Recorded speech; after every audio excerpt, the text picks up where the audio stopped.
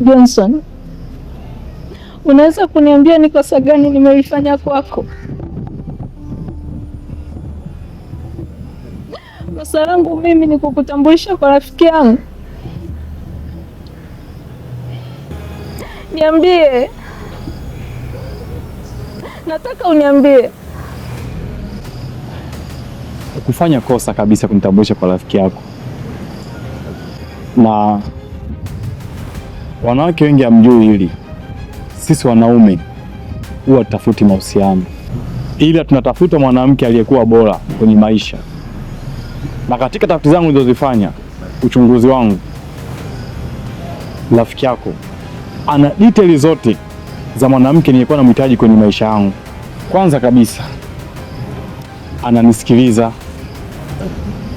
Pili, ananiheshimu. Kwa huyo ndiye mwanamke aliyekidhi vigezo nilivyokuwa navihitaji mimi. Kwa hiyo unamaanisha haunihitaji tena kwenye maisha yako?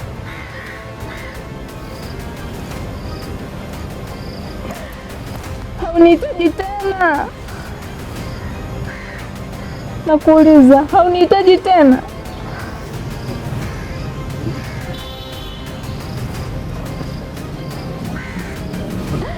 Sawa,